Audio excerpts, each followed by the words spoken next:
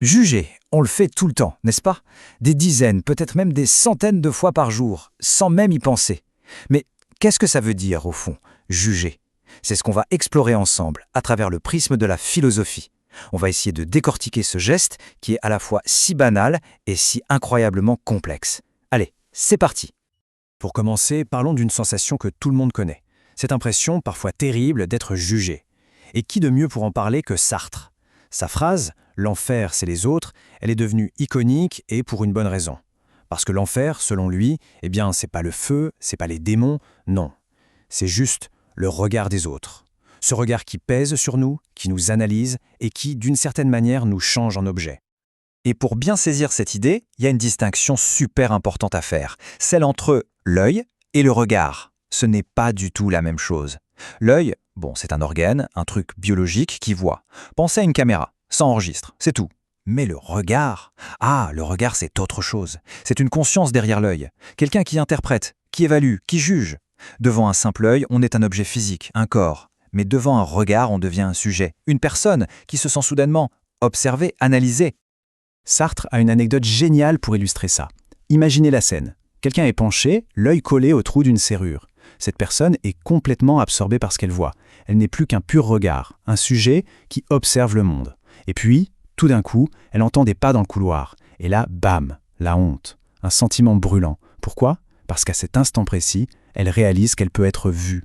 Elle n'est plus le sujet qui regarde, elle est devenue un objet regardé, un voyeur jugé par un autre. C'est fou, non? C'est ce moment-là, selon Sartre, qui fait naître la conscience de soi. Alors, comment est-ce qu'on fait pour s'échapper de cet enfer du jugement purement personnel et subjectif? Eh bien, depuis toujours, l'humanité a essayé de trouver une solution, créer des systèmes objectifs, des règles, des normes extérieures, qui s'appliquent de la même manière pour tout le monde. Et ça, c'est le cœur même de ce qu'on appelle la loi.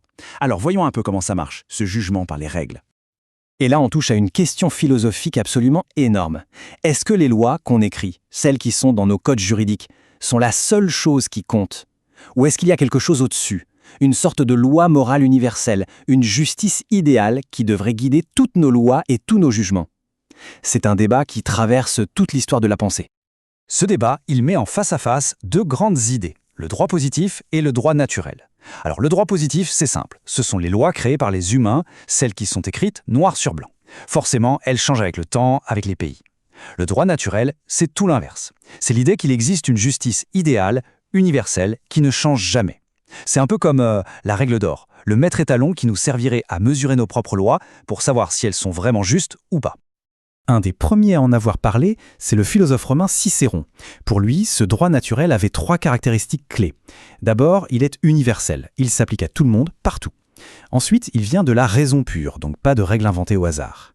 Et enfin, il est éternel, il ne dépend pas des modes ou des sociétés. En gros, c'est la recherche de la norme parfaite, de la règle ultime. Ok, donc on a des règles. On a même l'idée d'une loi idéale. Mais ça ne règle pas tout, loin de là. Le problème de fond reste entier.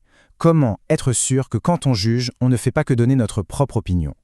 Comment on atteint, pour de vrai, l'objectivité? Alors là-dessus, les sophistes de la Grèce antique, comme Protagoras, avaient une réponse assez radicale.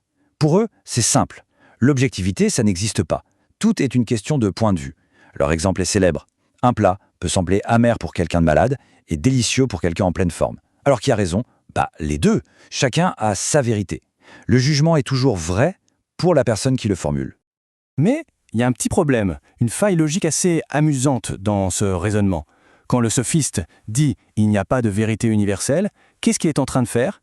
Il présente cette phrase-là comme une vérité universelle. C'est le serpent qui se mord la queue, et c'est justement cette contradiction qui va forcer les philosophes à chercher autre chose, un socle plus solide pour la vérité. Et c'est là qu'arrive Descartes, avec une méthode redoutable. Pour trouver une certitude, il dit « Ok, on va douter de tout, absolument tout. Mes sens peuvent me tromper, ma mémoire peut me jouer des tours, on met tout à la poubelle. Mais attention, même si tout est faux, il y a une chose, une seule dont on ne peut pas douter. C'est le fait qu'on est en train de douter. Et pour douter, il faut bien penser. Et pour penser, il faut bien exister. Je pense donc je suis. Et voilà, on a notre premier point de certitude absolue, notre point de départ objectif. Bon, maintenant qu'on a ces outils en main, on va les appliquer à un domaine qui a l'air d'être le plus subjectif de tous, le domaine de l'art, de la beauté. La question est vieille comme le monde. Des goûts et des couleurs, est-ce qu'on peut vraiment en discuter? On a tous entendu cette phrase, mais est-ce que c'est si simple? La philo, elle, nous dit pas si vite. Est-ce que la beauté, c'est juste un truc personnel, une sensation, ou est-ce qu'il peut y avoir quelque chose d'universel là-dedans? Historiquement, on a un peu deux équipes qui s'affrontent. D'un côté, il y a Hume, pour qui la beauté c'est simple, c'est le plaisir que l'on ressent, ce n'est pas dans l'œuvre, c'est en nous. De l'autre côté, on a Platon. Pour lui, c'est tout le contraire. La beauté, avec un grand B, c'est une idée parfaite, objective, qui existe quelque part. Et les belles choses qu'on voit ne sont que des pâles copies de cet idéal. Et au milieu de ce grand débat, un philosophe va arriver et en quelque sorte mettre tout le monde d'accord. C'est Emmanuel Kant. Et son idée, elle est aussi simple que géniale, et si en fait il n'y avait pas une, mais deux sortes de beauté. Alors, accrochez-vous parce que c'est là que ça devient fascinant. Kant distingue la beauté adhérente de la beauté libre. La beauté adhérente, c'est quand on dit qu'un objet est beau parce qu'il remplit bien sa fonction. Un cheval de course est beau parce qu'il est rapide et puissant. C'est un jugement lié à une utilité, à un concept. Mais la beauté libre, c'est tout autre chose. C'est la beauté qui ne sert à rien. Le chant d'un oiseau, les formes d'un nuage, une musique sans parole. On aime ça pour ce que c'est, sans but. Et c'est là que Kant est brillant, parce que ce jugement est totalement désintéressé et qu'il ne répond à aucun de nos besoins. On peut légitimement penser que tout le monde devrait ressentir la même chose. On vise l'universel. Donc, si on résume tout ce parcours, on voit que juger, c'est tellement plus que simplement dire « j'aime » ou « j'aime pas ». On est parti de la peur d'être transformé en objet par le regard des autres, on a cherché des règles universelles pour s'en protéger, et on en arrive à quoi? À l'idée que chaque fois qu'on juge, en fait, on crée quelque chose. On pose des valeurs, on décide de ce qui est important, de ce qui compte, et en faisant ça, c'est nous-mêmes que l'on définit. Alors voilà, la prochaine fois que l'on se surprendra à porter un jugement sur n'importe quoi ou n'importe qui, il faudra peut-être s'arrêter une seconde, se rappeler que ce simple acte est comme une fenêtre ouverte sur